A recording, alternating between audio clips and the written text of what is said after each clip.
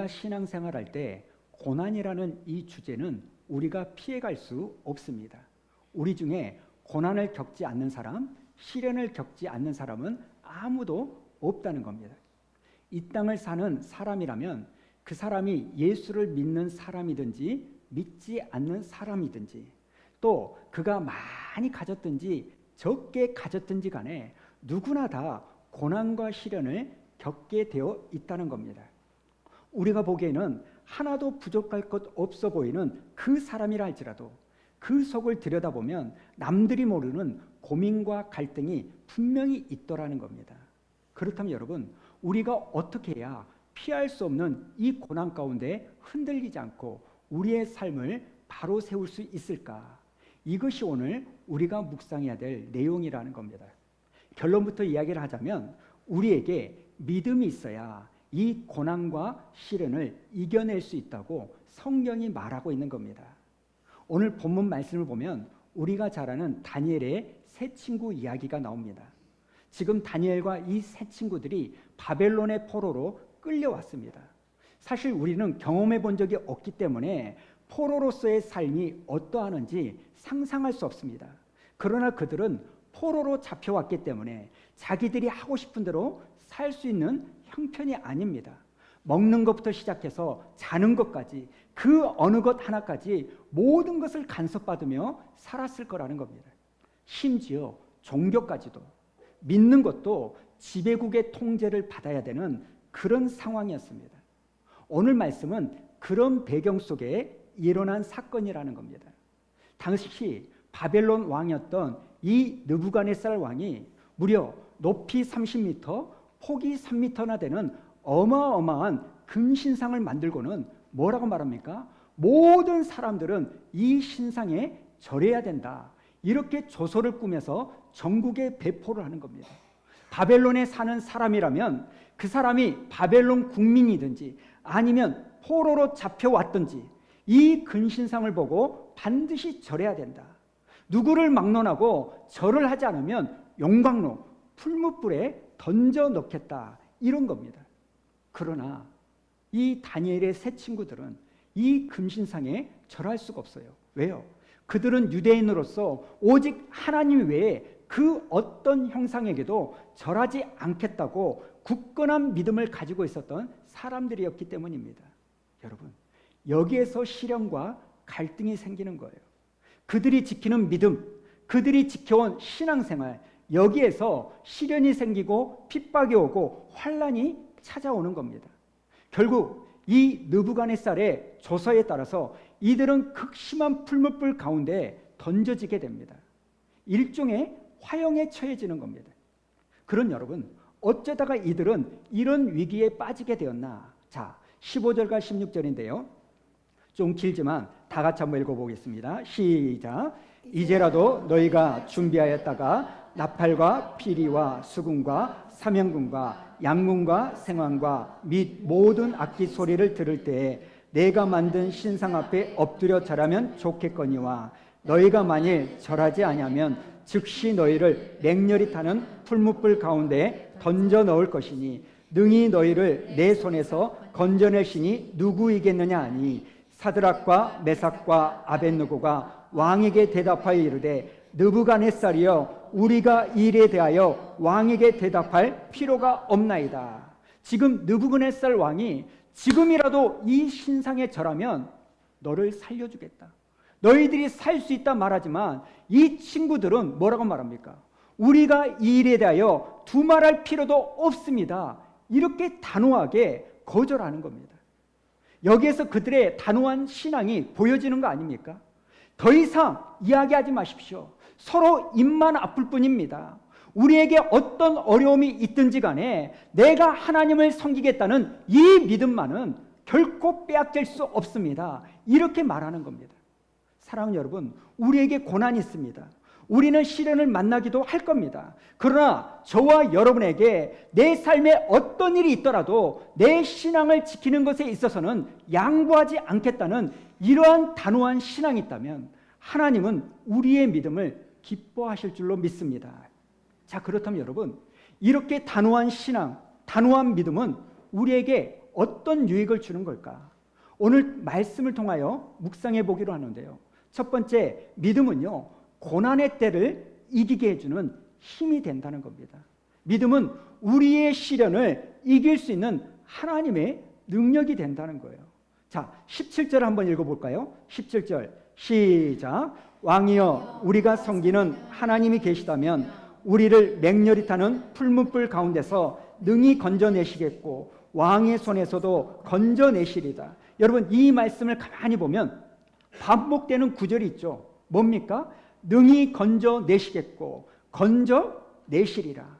이것이 그들의 고백이었다는 겁니다. 우리가 맹렬히 타는 풀무불에 던져질지라도 하나님께서 우리를 건져주실 거고 뿐만 아니라 왕의 손에서도 우리를 구원해 주실 겁니다. 흔들리지 않는 하나님에 대한 신뢰, 이 견고한 믿음이 이들에게 있었다는 겁니다. 결론적으로 보면 실제로 그들은 맹렬히 타는 풀무불 용광로 속에 던져졌지만 그들의 머리털 하나도, 그들의 옷깃 하나도 태울 수 없었다. 성경은 그렇게 말하잖아요. 왜 그렇습니까? 그들이 갖고 있던 뭐 때문에? 믿음이 능력이 된 겁니다. 시인으로 유명한 도종환이라는 작가가 있죠. 지금은 국회의원인데 이분이 쓴 글을 보면 이런 문구가 있습니다. 한번 보여주시겠습니까? 흔들리지 않고 피는 꽃이 어디 있으랴. 흔들리지 않고 피는 꽃이 어디 있으랴. 여러분, 무슨 말일까요? 꽃이 피기 위해서는 무수히 흔들린다는 거예요. 내가 흔들리는 만큼 많은 꽃을 피울 수 있다는 겁니다. 우리가 아이를 키우다 보면 아이가 갑자기 아플 때가 있잖아요. 열이 막 오를 때가 있잖아요. 그럴 때 그것 때문에 힘들어하는 우리를 보고 어른들이 이런 이야기를 하잖아요. 야야, 너무 걱정하지 마. 크려고 아픈 거야. 크려고 아픈 거야. 지금은 아프지만 이거 낫고 나면 부쩍 클 거야. 그래서 구창모라는 가수가 옛날에 아픈 만큼 성숙해지고 이런 노래를 부른 적이 있잖아요. 근데 여러분, 제가 드리고 싶은 말씀이 뭐냐면 제가 살아보니까요, 아프다고 다 성장하고 성숙한 건 아니더라고요. 물론 어떤 사람은 아픈 만큼 성숙해지기도 하지만 또 어떤 사람에게는 그 아픔이 그의 인생을 함몰시키는 일이 되더라는 겁니다. 그리고 그 아픔과 고통은요, 우리를 결코 강하게 만들지 않습니다. 오히려 우리를 한없이 연약하게 만들고 약하게 만들고 무력하게 만들더라는 겁니다. 여러분 한번 생각해 보세요. 여러분은 이전의 고통을 겪어봤기 때문에, 그것을 이겼기 때문에 지금은 강해져서 지금의 고통은 아무렇지도 않던가요? 적어도 저는 그렇지 않더라고요. 고통은 고통일 뿐이에요. 아프면 아픈 겁니다. 욥기에 나오는 유명한 말씀이 있죠. 나의 길 오직 그가 하시나니 나를 단련하신 후에 내가 정금같이 나으리라. 이 말은요, 여러분 정확하게 말해서 하나님이 하신 말씀이 아니라 누가 한 말이에요? 욥이 한 말이에요. 욥의 소망과 욥의 발행과 욥의 결단일 뿐이라는 겁니다. 여러분, 우리는요, 이전에 아무리 고난을 이겼다 할지라도 또다시 우리에게 고난이 찾아오면 우리는 또다시 무너질 연약한 인생이라는 거예요. 그러하기에 오늘 우리가 분명히 기억해야 될 것이 있습니다. 고난 속에 있는 사람에게는 하나님에 대한 믿음이 반드시 필요하다는 거예요. 지금 성경이 여러분에게 말하고자 하는 게 뭔지 아십니까? 우리가 고난을 당하고 시련을 당할 때 물론 나를 도와줄 수 있는 사람도 필요하고 내 부족한 것들을 채워줄 수 있는 돈도 필요하지만 그 모든 것 이전에 이 고난의 자리에서 나를 이길 수 있게 만드는 힘은 믿음에서부터 시작된다는 거예요. 사랑하는 여러분, 우리가 시련을 당할 때 그것을 감당할 수 있는 힘은 어디서 오는가? 하나님을 신뢰하는 믿음에서 오는 줄로 믿습니다. 오늘 본문에는 믿음이라는 단어가 한 번도 나오지 않습니다. 그렇기 때문에 제가 오늘 말씀을 준비하는 데 있어서 좀 고민이 된 거예요. 우리는 지금 계속해서 믿음에 대하여 살펴보잖아요.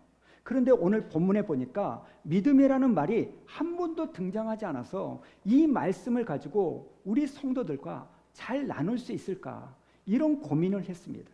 그러나 아무리 생각을 해봐도 오늘 본문처럼 믿음을 가지고 살아가는 사람들을 잘 보여주는 본문은 또 없더라는 거예요. 그들은 비록 믿음이라는 말은 하지 않았지만, 오늘 본문에는 믿음이라는 단어가 한 번도 나오지 않지만 그들의 삶 자체는 누구보다도 믿음을 붙드는 삶이었다는 겁니다. 여러분, 우리가 유명한 음식점이라 해서 갔는데 막상 가서 먹어보면 맛이 그저 그런 집이 있습니다. 광고도 많이 나오고 소문도 무성한데 정작 가보면 그냥 맛이 그런 집이 있어요. 그런데 어떤 집은 간판도 없어요. 홍보도 안 합니다. 그런데 가서 먹어보면 진짜 맛있는 집도 있더라는 거예요. 마찬가지로 어떤 사람은 입만 열면 믿음으로 살아야 돼, 이렇게 말은 하지만 정작 그의 삶에서는 믿음의 모습이 안 나타나는 사람이 있다는 겁니다. 그러나 믿음에 대해서는 화려하게 말하지 않을지라도 그의 삶에서는 믿음대로 살아가고 믿음의 열매를 보이는 사람도 있다는 겁니다. 사랑하는 성도 여러분, 우리도 믿음에 대하여 화려하게 말하지 않고 막 치장하지 않는다 할지라도 우리의 삶이 믿음을 붙잡고 믿음의 모습을 가진다면 하나님은 우리에게 역사하실 줄로 믿습니다.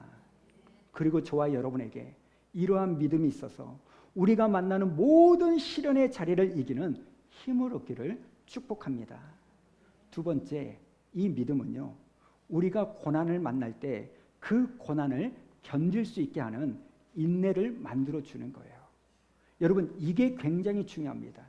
믿음은 우리에게 인내를 할 수 있게 만들어줍니다. 오늘 18절을 한번 보도록 할까요? 18절 시작. 그렇게 하지 아니하실지라도 왕이여 우리가 왕의 신들을 섬기지도 아니하고 왕이 세우신 금 신상에게 절하지도 아니할 줄을 아옵소서. 저는 성경에 나오는 믿음의 사람들이 했던 여러 고백들 중에 이 고백이 굉장히 유명하고 위대한 고백이라고 생각합니다. 지금 이들이 뭐라고 말합니까? 그렇게 하지 아니하실지라도, 만약에 하나님이 내 삶에 그렇게 하지 않을지라도 나는 믿음을 포기하지 않겠다는 거예요. 내 기대와는 다르게 내 삶이 송두리째 풀무불에 던져진다 할지라도, 나는 죽는다 할지라도 내 신앙을 포기하지 않겠다는 겁니다. 그런데 우리 중에는 하나님이 나를 축복해 주시면 나도 하나님을 섬기겠습니다. 예배도 잘 드리고 봉사도 열심히 하겠습니다. 그러나 하나님이 내가 원하는 대로 내 삶을 열어주지 않고 나를 섭섭하게 하면 나도 삐지겠습니다. 물론 말은 그렇게 하지 않지만 이렇게 생각하며 사시는 분들이 의외로 많은 거예요. 여러분, 이런 신앙은 정말 부끄러운 신앙인 거예요. 이건 신앙이 아닙니다. 정확하게 말하면 그것은 거래인 거예요. 거래. 그것은 거짓입니다. 미신인 겁니다. 한번 생각해 보십시오. 내가 하나님을 잘 섬기다가 만약에 이방신인 바알이 나에게 더 잘해주면 여러분은 이방신 바알에게 절을 할 겁니까? 아니, 내가 하나님을 잘 믿는데 아세라 신이 내 삶을 더 윤택하게 만들어주면 여러분은 아세라 신을 섬길 거냐고요. 여러분, 그것은요 진리를 쫓는 자의 삶이 아닌 겁니다. 여러분, 신앙은요 진리를 따르는 거예요. 오직 하나님만이 유일한 여호와이시기 때문에 우리는 하나님을 따르는 겁니다. 하나님이 지금 당장 내게 복을 주지 않는다 할지라도 하나님이 나를 창조하신 분이고 하나님이 이 세상의 유일한 주관자이시기에 내가 하나님을 따라가는 거예요. 그게 신앙인 줄로 믿습니다. 다시 본문으로 돌아가면 다니엘의 세 친구들이 말을 하죠. 그리 아니하실지라도 내가 하나님만을 섬기겠습니다. 내가 풀무불에 던져져서 죽는다 할지라도 나는 하나님을 따라가겠다. 이것이 그들의 믿음의 고백이었어요. 여러분, 신앙은요 다른 게 아닙니다. 신앙은요 지켜나가는 거예요. 그리고 그 신앙을 지켜나가는 데 있어서 우리에게 고난이 있고 시련이 있을 수 있다는 겁니다. 그러나 우리에게 믿음이 있다면 그것을 참고 견딜 수 있는 힘이 주어진다는 겁니다.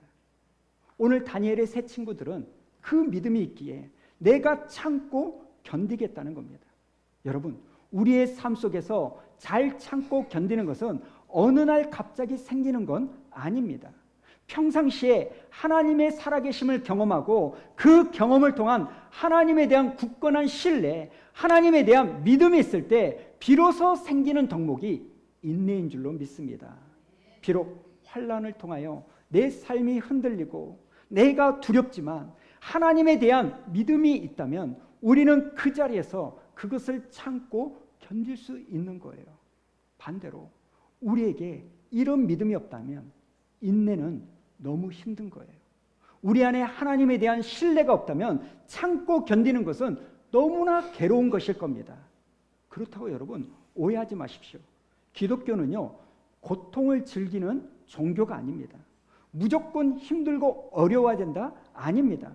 여러분, 우리가 참고 견디는 것은요, 내가 참고 견디는 것을 좋아하기 때문이 아니라 우리 안에 하나님에 대한 믿음이 있기 때문에 참을 수 있는 겁니다.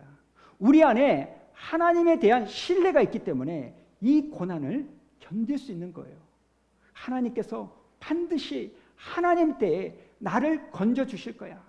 하나님은 나를 잊지 않고 때가 차면 나를 구원해 주실 거야. 이 믿음이 있기 때문에 여러분, 우리가 참고 견딜 수 있는 거 아닙니까? 우리가 분명히 알아야 될 거. 내 의지가 세기 때문에, 내 깡다구가 세기 때문에 이 고난을 견디는 것이 아니라 내게 믿음이 있기 때문에 견딜 수 있는 겁니다. 사랑하는 여러분, 이렇게 저와 여러분이 시련도 참고 고난도 잘 견딜 수 있는 인내의 열매가 맺히는 이번 가을이 되기를 주님의 이름으로 축원합니다. 한 가지만 더 보고 마치도록 할까요? 여러분, 믿음에는요, 하나님의 역사가 나타납니다. 오늘 우리가 읽지 않았지만 오늘 이야기의 결말은 이렇게 끝납니다. 다니엘서 3장 27절 우리 읽어볼까요? 시작. 총독과 지사와 행정관과 왕의 모사들이 모여 이 사람들을 본즉 불이 능히 그들의 몸을 해하지 못하였고 머리털도 그을리지 아니하였고 겉옷빛도 변하지 아니하였고 불탄 냄새도 없었더라. 아멘. 이게 오늘 사건의 결말입니다. 여러분, 기적이 일어났는데 그 기적의 내용이 대단한 겁니다. 그들이 풀무불에 던져졌지만 그들의 몸이 타지 않았다는 거예요. 그들의 몸이 타지 않았을 뿐만 아니라 그들의 머리털조차 그을리지 않았다는 거예요. 심지어는 탄 냄새도 나지 않았다는 겁니다. 여러분, 믿음의 역사가 이렇게 일어나는 거예요. 우리가 하나님 앞에 믿음을 붙잡고 나아가면 하나님은 당신의 때에 우리를 반드시 건져 주실 줄로 믿습니다. 근데 여러분, 제가 이 다니엘서 3장을 쭉 읽는데요, 저는 이 모습보다 더 은혜가 되는 내용이 있는 거예요. 그게 뭐냐면 바로 앞구절 24절과 25절인데요. 우리 이것도 한번 읽어볼까요? 시작. 그때 느부갓네살 왕이 놀라 급히 일어나서 모사들에게 물어 이르되 우리가 결박하여 불 가운데 던진 자는 세 사람이 아니었느냐 하니 그들이 왕에게 대답하여 이르되 왕이여 옳소이다 하더라. 왕이 또 말하여 이르되 내가 보니 결박되지 아니한 네 사람이 불 가운데로 다니는데 상하지도 아니하였고 그 넷째 모양은 신들의 아들과 같도다 하고. 지금 왕이 말하는 것을 보니까 뭐라고 말합니까? 아니, 풀무불에 던져진 사람은 세 사람 아니었냐? 그런데 왜 내 눈에는 네 사람이 보이냐? 이 말이에요. 그리고 자세히 보니까 그 사람은 사람 같지가 않다는 거예요. 신과 같다는 거예요. 천사 같다는 거예요. 여러분, 지금 풀무불에 던져진 것은 다니엘의 세 친구 3명이었는데 그곳에 누가 더 있는 겁니까? 하나님. 하나님이 그들과 함께 계신 거예요. 여러분, 저는 이게 얼마나 은혜가 되는지 모릅니다. 무슨 말씀이냐면요, 지금 하나님은요, 그 풀무불이라고 하는 그 시련 속에 그들과 함께 들어가서 그들과 함께 고난을 당하시는 거예요. 그러면서 그들의 머리털조차, 그들의 옷깃조차 타지 않도록 보호하시고 지켜주고 계시는 거예요.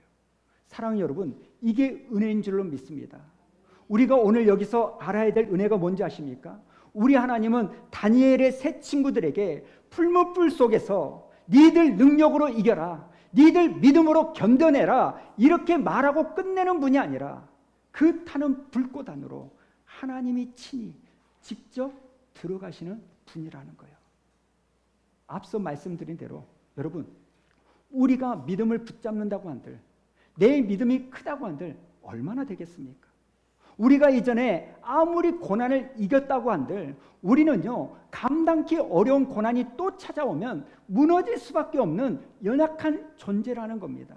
그러나 우리가 여기서 잊지 말아야 될 것은, 우리 하나님은 내 몸부림으로, 내 깡다로 견딘 다음에 나를 찾아오시는 분이 아니라, 내가 내 힘으로 고난을 이긴 후에 하나님이 나를 찾아오시는 분이 아니라, 내가 고난 중에 있을 때 하나님이 그 고난 속으로 들어오셔서 나와 함께 내 고난을 같이 받으신다는 거예요.